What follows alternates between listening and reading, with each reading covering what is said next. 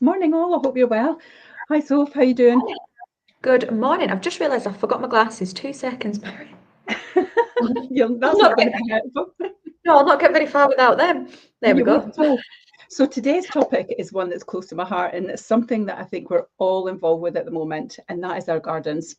And what we're going to talk about is how to inject instant colour, perfume, and life to your garden. So gardens never look better than at this time of year. The summer garden's always the really nice one, isn't it? Whether you're looking to maximise your sale price or simply savour the sunshine and enjoy your garden from bursts of colour and fragrance, then certainly this is the show for you. But if what you didn't get planning to do in the spring, because I must admit, I didn't necessarily plant all the bulbs I wanted to in spring, but you can still add colour. You can get an instant fix in June with seasonal boosts that are going to take you through into July, August, September. So that's what we're going to be talking about today, and how you can get some fast growing things, not just flowers as well, but like even fast growing salads. So, you know, we all tend to get healthy because we've had lovely sunny weather and we want to wear our nice summer clothes. We have that battle, don't we, Sophie? Absolutely, yes. So we're going to talk about how you can do some quick fix on salad growing as well that you can enjoy through the summer months. And we're going to talk about styling as well, and also how that can be simplistic and how to maximise the space that you have, whether that's a full garden, patio, courtyard, whatever your outdoor space, you can still make it look fantastic. So even if you're unsure where to start, we're going to give you some good tips to get you started, and that'll give you kind of a swift boost into mid-season in the summer and give you a really beautiful sunny garden with lots of colour, and also how you can do some green-fingered things to invite wildlife into your garden as well. Certainly for me, I know that I've got a lot of birds coming to the garden and squirrels that are local as well. Hedgehogs are a big thing just now because they're starting to come out and look for some food too. So we'll talk about that. So what we're going to dig into basically is, excuse me, dig. So if you've got a big garden and you're digging, There we go. crack on. So we're going to look at astonishing annuals. So these are your plants that come up every year. I was actually at a property this morning and the lady was saying, well, these are annual ones that come up all the time. And actually, it was a sweet pea, and I didn't know you got annual sweet peas. I buy mine every year and plant them, so I'm going to have investigating that one for sure. Then we're going to look at some herbaceous highlights, and then we're going to look at watering wisdom, because again, you know, we've had lots of sunny weather. It's not always easy to use hose pipes. You maybe don't have that in your garden. So again, how can you maximise watering what you do have? What needs a lot, what doesn't so much, and how you can do that. Looking after the wildlife, as I mentioned earlier on. And also, actually, once you've got your space the way you would like it, how do you do the outdoor living and enjoy that space that you've created? So whatever your garden looks like right now, we're just a few steps away from making that wonderful and giving you some tips on how to do that and creating a lovely outdoor space that you can enjoy all summer. And actually, if you're deciding to buy, win over the hearts of your buyers as well. So as a seller, if you want to prepare your garden, this is the great time of year to do that and add instant colour. So we're going to look at astonishing annuals. So these are the things basically that grow every year. What does that look like, Sophie? Oh, it's fab because you really are getting a big bang for your buck. And what we always say as well is it's not just so lovely to look at, it's the smells that come from it as well. And it really does hone in on all the senses when you perhaps have got a viewer going around your outdoor space. And whether that be from seed or whether it's ready grown, there's so many options available to you, but plant them once, deadhead them each year, and then they'll flower again and again. So it actually really is such an investment. That it then also brings the bees and the wildlife and the butterflies, and then, as I say, the scents that come with that. So it really is triggering all the senses. And whether that be with your cornflower and marigolds, they can again be bought, you know, ready to flower. They're orange and blue colors. They do really then give that like zing and pop of color. And there's nothing better than perhaps when you're standing in the kitchen, you've got to do your chores and do the dishes. But actually, when you're looking out into your garden and you've got all these lovely colors and flowers, makes, you know, a chore slightly more enjoyable. Or you've got, you know, petunias and other hanging basket favorites. You can still buy them. And again, ready to go. And the great thing is, don't just think about that in terms of your outdoor garden space. Think about the front door as well. There's nothing like more inviting than when you walk to a front door and it's got hanging baskets and it's got pots by the front door, and straight away that gives you the mindset that this is a cared for home. It's inviting. So think about that, and think about that it's almost like the centerpiece. You have your dining table and you have your centerpiece in the middle of the dining table. It's a bit like that, but outdoors. And then you can have, you know, yes, you can have your huge, complex, big blooms, but you can also still have your dainty ones like little daisies and the more slender stems. And again, buy them now, pot them up and place them wherever you need them to give that pop of color. And, you know, you've already mentioned pea sprouts and, you know, sweet peas. And you can also then have a look at mixed baby leaves, and they can be sown all the way through the autumn. And then some of the leaves are ready to pick in as little as 3 weeks, which actually isn't that long in the grand scheme of things. And it then gives that kind of delicious and kind of farm to table feature. And as well, what's great with that is it's something to get the kids involved in. If you have got, you know, young children or grandchildren or anything at all, like getting them involved in it and taking them to the shops and picking it with them and then going back and planting it. And then they will love watching it grow because it's something that they've made, and then picking that. And then, so it's actually then all about the lifestyle and getting the kids involved in that as well. So, and as well, when we do this show and we speak about this, we always do want to emphasize on how it can be inexpensive. You don't have to spend hundreds and, you know, break the bank. There are so many options out there, whether it be B&M, Home Bargains, you know, Dunelm. There's so many different options out there to make it cost effective. You're right with that, actually, because, you know, you'll go to some of the big high-end home places. I won't mention names, but they can be really expensive. This year, literally, I've got a garden full of beautiful colour and hanging baskets galore. And literally, I bought everything from Aldi, B&M, Home Bargains. I didn't go to any of the major, larger gardening chains because they tend to be twice the price. My garden is going to look beautiful all summer.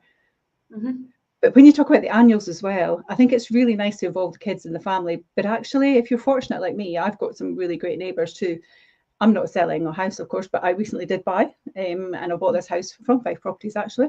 And I just absolutely love what we do here in regards to keeping in touch with our neighbours. I bake a lot as well, and anyone who kind of follows me will see that I bake. But my neighbour grows annually rhubarb as well. So I know we've talked about salads, but actually fruits are a great thing too. So every time it's right, I get a little knock at the door. I get this lovely big bundle of rhubarb. But what's really nice about it is then I'll make something and then I'll take a little bit next door as well once I've made it. So it kind of goes almost for a circle. So I think there's method in the madness of why my neighbour gives it to me, because they want the goody treats at the end. Of course, yes, absolutely. But it's a really good way as well of interacting socially with the people that surround you as well, if you want to do that. So they're really good annual things as well as fruits. One of the properties at the moment, they've got annual fruits. They've got gooseberries, blackcurrants, raspberries, strawberries all growing in the garden, and it just looks fantastic. They've got a huge rhubarb patch at the back as well. And so, you know, I went to their house to do a viewing the other day, and there was homemade pots of strawberry jam, and it's just also homely, isn't it? And it's just lovely to be able to do it, and it just feels so much better when you've grown it yourself as well, doesn't it? 100%, and you're absolutely right. There's a property that actually we just launched today, but I was there last week doing my pre-portal, and I was standing in the garden with the seller, and my belly just grumbled like I was hungry. And I was like, oh, I've not eaten yet today. That's next on the list. And he just went over and he just picked some raspberries off and was like, there you go.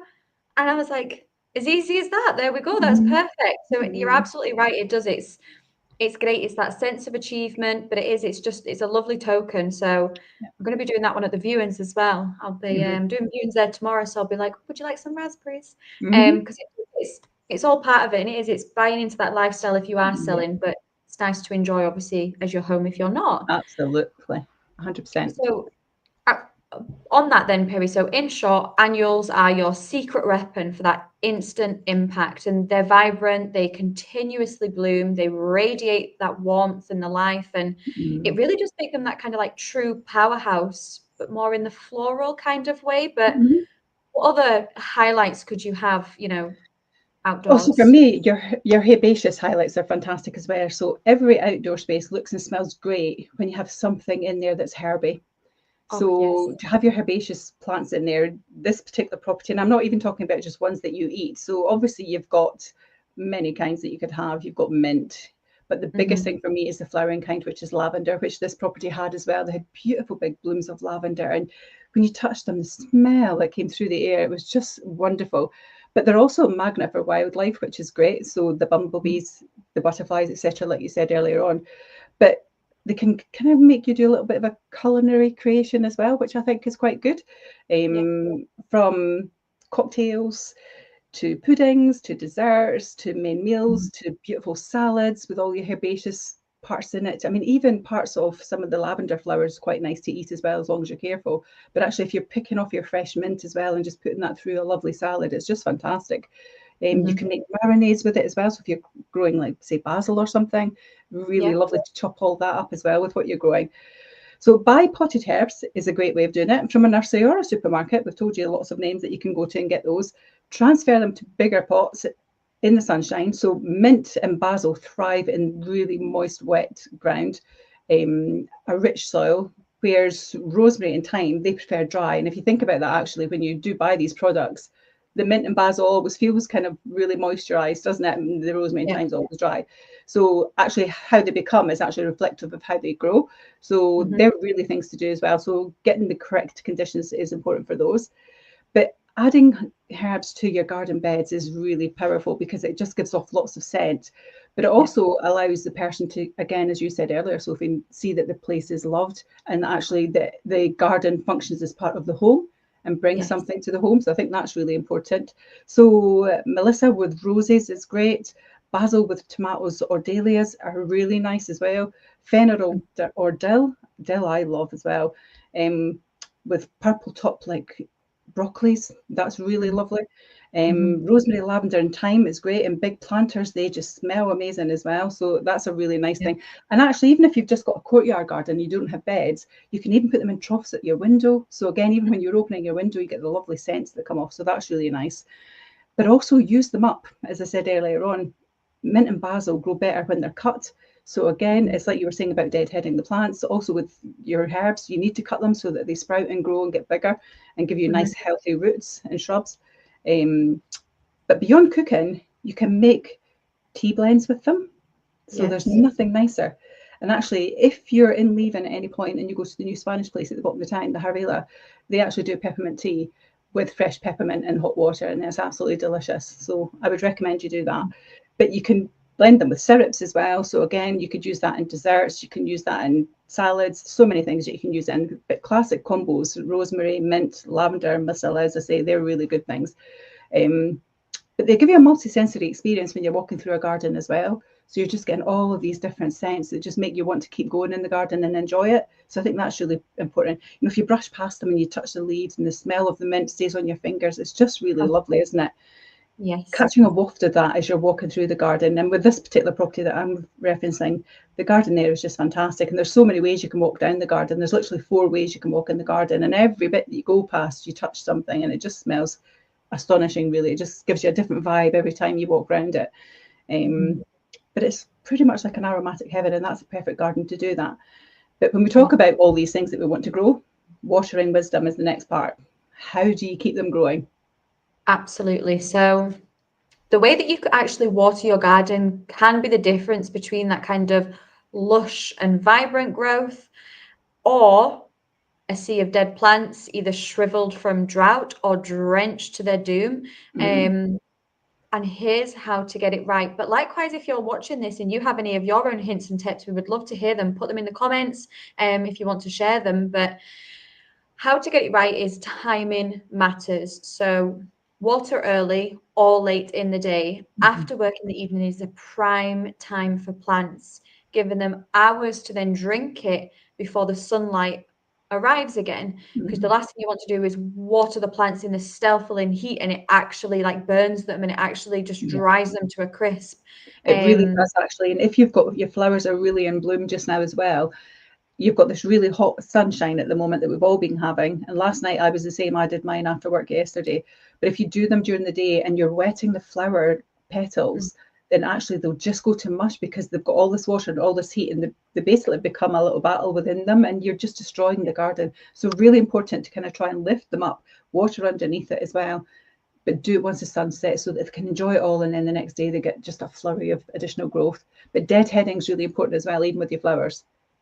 Yes, absolutely. And then with that as well, there can be an element of don't over water them as well. You don't want to drown them, so be really conscious of that as well. Again, in the hot weather, be more cautious, but you kind of want to soil level to prevent kind of overly damp leaves, which then not as great as it sounds, but it could lead to, you know, fungal infections or it, you know, rotting. You don't want that, absolutely not, especially when you've gone to all the care and attention to do it. You don't want to then ruin all that hard work by drowning it. Absolutely. And you've got some plants that really are big drinkers, while there are others that need very little water. So when you are picking your flowers, and perhaps if you're laying them in beds, be just mindful of where you're putting them and what you're grouping them with, because you don't want to be putting something right next to that is a massive drinker next to something that doesn't require much. Then you go to water and you drown the one next to it. So just be conscious when you are obviously planting. But always read the labels, and that's what's great. No matter where you get your plants from, there will always be instructions. So make sure we follow them. I know you get some people that don't read instructions and just crack on a bit like IKEA furniture. They just crack on with it and hope for the best. I have 3 bits left. Bit squint. Don't do that. The label is there for a reason. Read the instructions to keep the water in and the soil cool. Also things like lay mulch, you know, you've got the wood chips or the bark. On top of healthy plants, watering offers quite a ritual and a moment of calm in your day as well. And Perrie, you'll be able to relate to this massively. That's probably your like time where you switch off and just potter. 100%. I absolutely love that at the end of the day. So I've got, Billy made this, he got basically a fence post, and I've got 4 brackets all the way around it at different heights, and I've got the baskets hanging on it. And literally every evening, if they need watering, I check that first, the soil, of course. But then if they need watering, I water them, lifting them up into the soil, and then I sit and I pick all the dead ones off. So then the next day, it's a miracle, because the next day there's just so much more there. But on that note with baskets, because we haven't mentioned baskets, and you're talking about getting the right water level, Sophie, it really is important. If you're watering your baskets and the water starts running out the bottom, you've totally overwatered them, because what will then happen is all the water is just going to follow the rest of it because it's so wet. And then in the morning, potentially they're going to be dry. Okay, so you think by throwing it all in and water coming out the backside of it is a good thing, but it's actually not. Less is more. Less is more. Absolutely. So then on that, so we've done the key of obviously the importance of watering, but then the next biggest thing then is the wildlife, Perrie. So talk to us about that. Oh, my garden's full of them just now, from the birds, from the bees to the butterflies, everything's out there.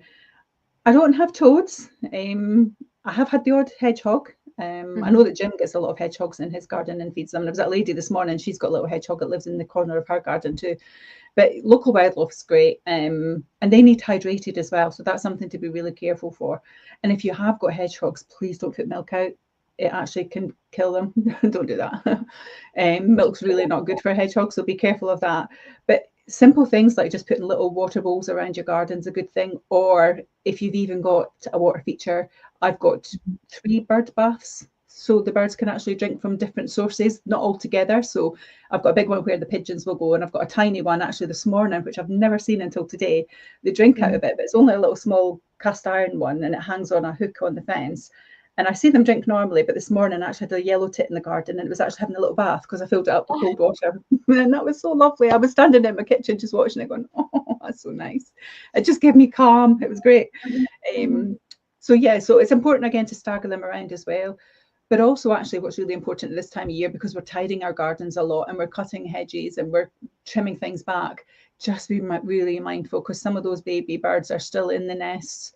You might have hedgehogs that have maybe hibernated and had their babies. If you've got a big mulch part, or all your leaves from autumn and winter are still sitting in a corner somewhere.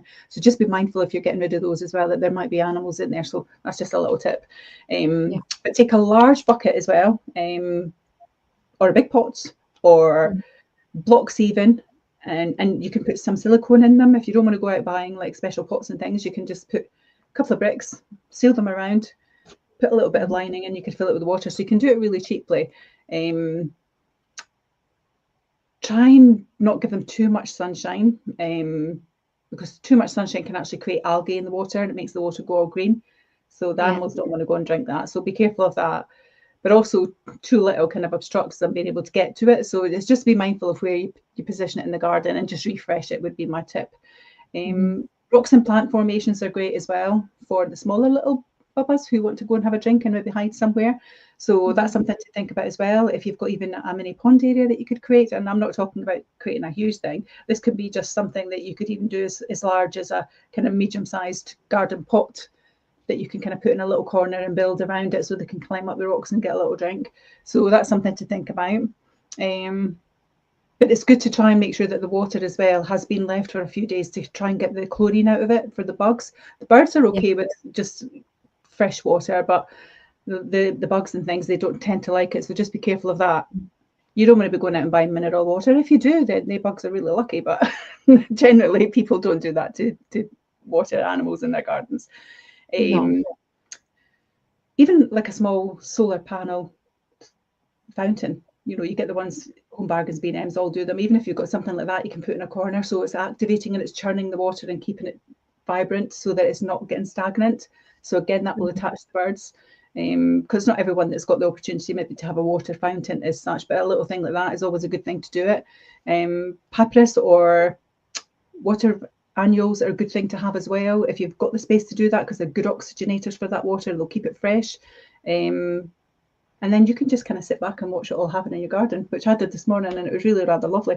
But also think of the payback of doing that. You know, when you see the butterflies fluttering around your garden, it's just so lovely to just stop and enjoy. And you've created that because they've seen this as somewhere they can come and be refreshed and have some food. So that's a really good thing. I'm not into frogs and toads and that, but again, they will come if you create a pond area, sorry. Slugs and snails, I'm not really a lover of either, I have to say. I think they're a bit... I can agree on that one. Yeah, they give me a little bitty, but I'm all about the birds. So the birds are a great thing. So definitely look at those. But the birds as well, they will eat green fly as well. So if you've got some green areas in your garden, if they're vibrant and fresh, then that's a good feeding source for the birds as well. But also actually when you're sitting in the garden, you hear them. I had a blackbird in the large bird bath the other day having a wee wash and a wee sing song to himself, and it was just so beautiful. So actually, as well as you putting something into nature, you actually get quite a lot out of it for yourself as well. And it's a really small thing that you can do and really enjoy it. And all of these feeding stations, you get little bug houses and everything in Home Bargains. They're like £1.99 or something. You know, even if you put that on the side of a shed or a fence or something like that, it just creates just something a little bit different in your garden that you can go out and enjoy. So that's nice. But if you've got a courtyard, or if you've maybe just got a balcony area, I think Amazon do them, and I think I have seen them in Home Bargains as well. But if you want to feed birds, you actually can get some that they can actually have suctions on them. You can put them on your outside window. Yes. So assuming you can get access to do it safely, of course. And then you can actually see them coming and feeding as well. So that's still another way you can be in touch with nature if you don't have a big outside space. You can still make it nice and have visitors. And if you've got a balcony, you can put little bird feeders on them as well, etc. So the birds will identify that and come and enjoy it. That kind of leads us on to your kind of whole outdoor living then, doesn't it, Sophie? Absolutely, it does. So you've kind of harnessed the nature and you've brought life to your garden. It's then about that final touch to add a few creature comforts, we could say. And it's not just for your personal pleasure, but also to maximize the value if you are selling or thinking of selling. It's the value that adds to potential buyers because they are buying into that lifestyle and envisioning themselves enjoying the outdoor space. So it, is, if you have a garden of size, is it an area that you can define a seating area? Even if it's a little two-seater, almost like bistro table, little two-seater breakfasting table, perhaps with an outdoor rug, and then you do get the the outdoor cushions that are suitable. But it's all about having that, because there's so many different countless designs and sizes, and they do add that instant feeling of an outdoor room, outdoor, indoor. And that really kind of came around from the pandemic, and people really wanted to utilize the outdoor space because we were stuck at home. Our socializing was in the garden space, so that's where it kind of really did put an emphasis on it. And then that's kind of followed on, and we've seen that. But it is creating that outdoor room or area to invite guests and visitors to just settle in. And think about that as well then in terms of cushions, as I've mentioned, throws. table coverings. And these can also be things that are already perhaps in your home that you can just bring outside. You know, again, you don't need to go purchase anything, but it gives you that feeling of outdoor, indoor, and creating a completely safe haven of space to just enjoy on days like today where it's absolutely glorious and the car said 25 degrees. And I actually said it's like Costa del Scotland, like it's so hot today, 25 degrees, I couldn't believe it. So that it's days like today that you want to be out enjoying your outdoor space, especially because the kids are off school as well. Get outside, get in the garden. When do we get weather like this? Make the most of it. I know, absolutely. So as well, though, on that, if you are going to be outside in days like today, think about as well that UV protection, whether it be with a parasol or a shade, or people are now doing these big pergolas, and there's so many different options there, but also do be conscious of that, especially if you have got wee ones outside. Yes, you can get that UV protection, but also don't forget your sunscreen. And make sure there is that cooler spot. We've spoke about making a cooler spot and somewhere obviously for wildlife, but make sure you do that for yourself.